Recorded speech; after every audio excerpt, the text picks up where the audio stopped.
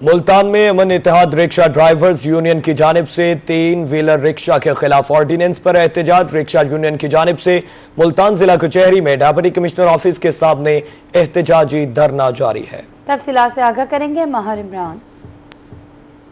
جی بالکل، اس وقت ہم ڈپٹی کمشنر آفس کے باہر موجود ہیں، جہاں پہ امن اتحاد جو رکشہ ہے یونینز ہیں، انہوں نے رکشہ ڈرائیوروں نے ملتان کے مکمل طور پر احتجاج کیا ہوا ہے اور ڈپٹی کمشنر آفس کے باہر دھرنا دیا ہوا ہے۔ میرا کیمرہ مین دکھائے تو اس وقت یہ تمام جو لوگ ہیں ڈپٹی کمشنر آفس کے باہر بیٹھے ہیں اور یہ ٹریفک پولیس کے خلاف احتجاجی مظاہرہ کر رہے ہیں کہ جو آرڈیننس نے آیا ہے اس کے تحت ان پر جو بھاری جرمانے کیے جا رہے ہیں، 5-5 ہزار تک جرمانہ۔ چولہے جو ہے وہ ٹھنڈے پڑ گئے، ان لوگوں سے ہم جانتے بھی ہیں۔ ہم غریب لوگ کہاں جائیں؟ 500 روپے دیہڑی کماتے ہیں تو 35,000 50,000 5,000 کا چلان ہے، ہم کیسا پورا کریں گے؟ ہمارے گھر کے تو چولہے نہیں چل رہے۔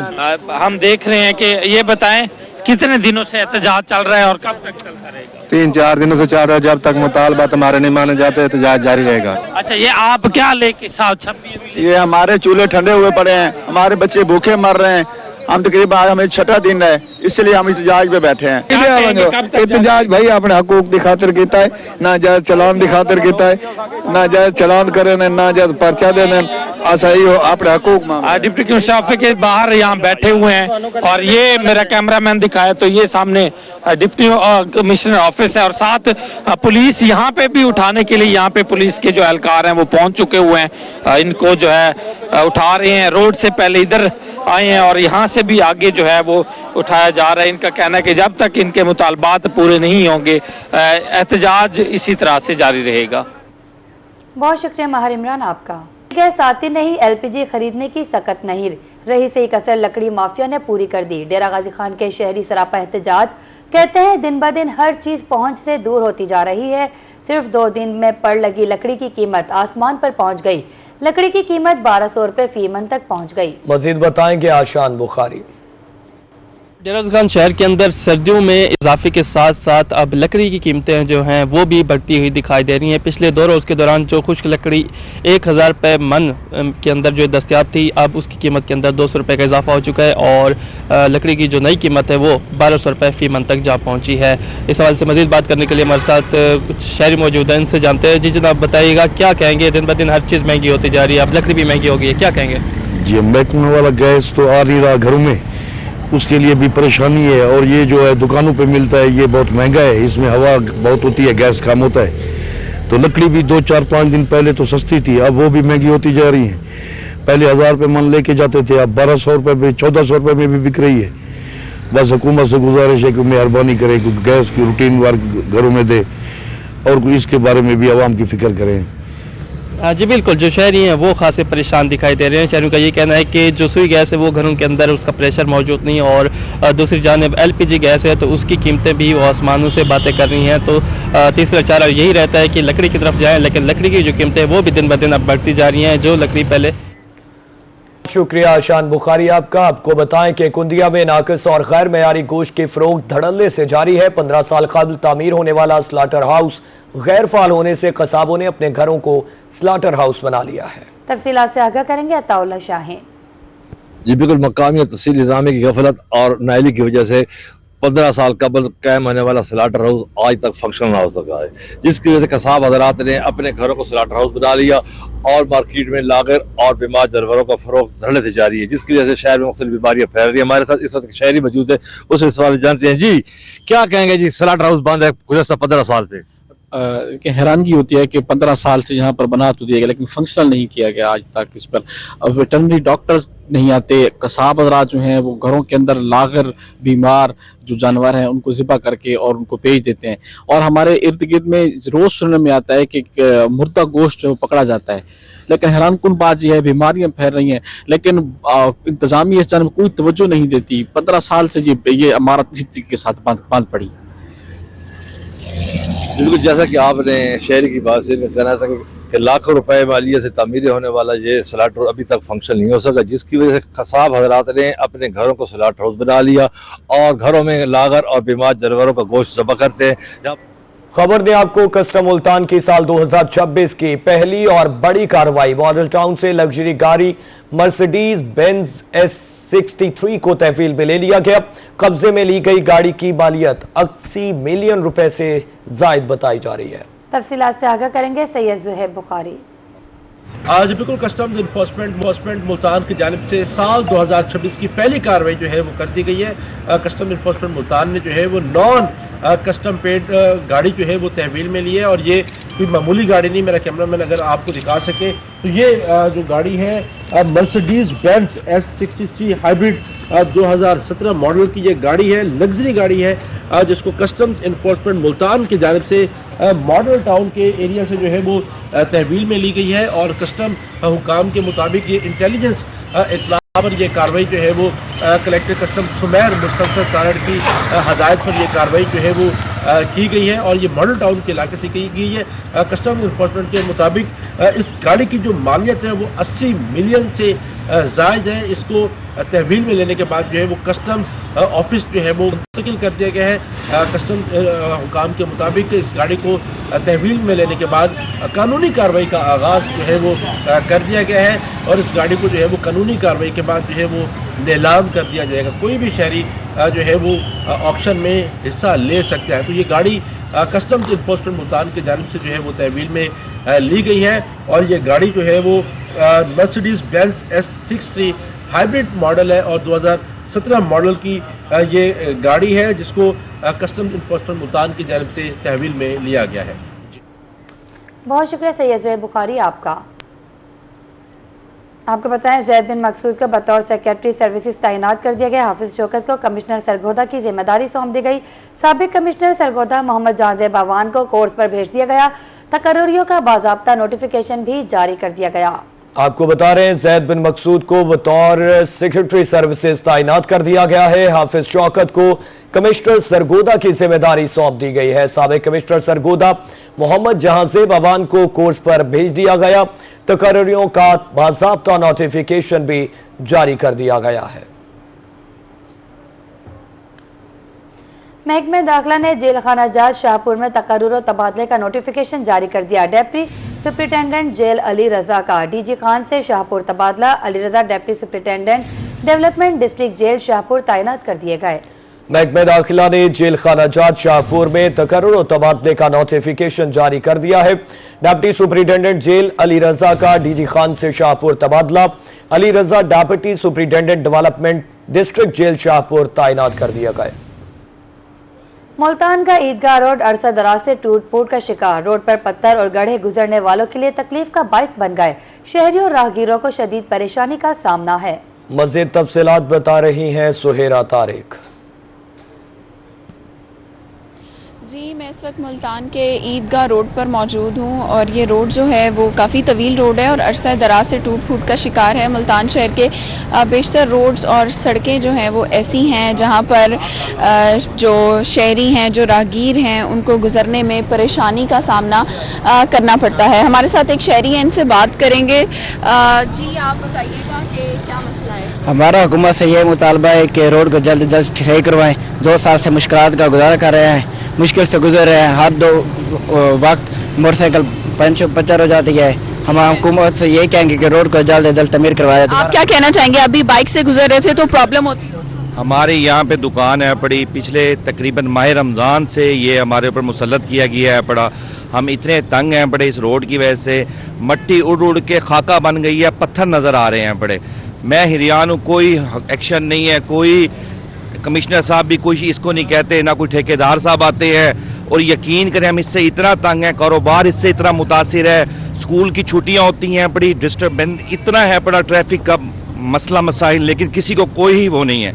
हमारी मरियम नवाज साहबा से भी रिक्वेस्ट है बड़ी कि मेहरबानी करके इसके ऊपर एक्शन लिया जाए। शहरियों की आपने बात सुन ली है। रोड की हालत भी आप फुटेज में देख सकते होंगे कि इस रोड पर जगह जगह पर गड्ढे पड़े हुए हैं, और सड़क जो है वो इस पर मुरम्मती काम नहीं हो सका है। हर वक्त यहाँ पर धूल उड़ती रहती है जो कि गले में और आंखों में जाती है। इसके साथ साथ रोड पर पत्थर ही पत्थर पड़े हुए हैं। कहीं पर भी सड़क जो है वो हमें स्मूथ और साफ दिखाई नहीं दे रही। पैदल चलने वाले जो हैं उनको खासी परेशानी का सामना करना पड़ता है। जो लोग बाइक से गुजर रहे हैं, जैसा कि इस वक्त भी आप पीछे देख सकते होंगे कि अच्छी खासी ट्रैफिक इस रोड से गुजरती है।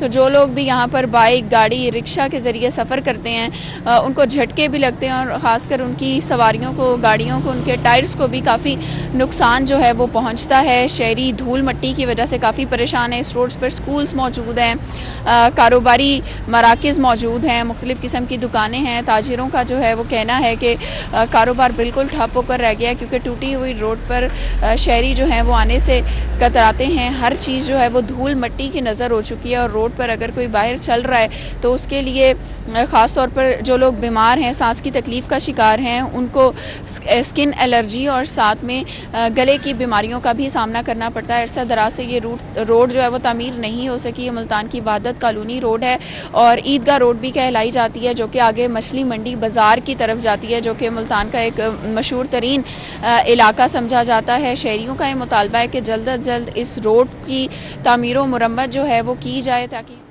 جی شکریہ سہیرا طارق آپ کا. جی بہت شکریہ خادم حسین آپ کا. ڈپٹی کمشنر بہاولپور سید احسن رضا کے مختلف اسپتالوں کے دورے. سر صادق عباسی اسپتال کا تفصیلی دورہ کیا. روہی سے گفتگو میں بہاول وکٹوریہ اسپتال کی خراب MRI مشین کو 1 ہفتے کے اندر فعال کرنے کا اعلان کیا. تفصیلات سے آگاہ کریں گے طاہر جودھیانہ.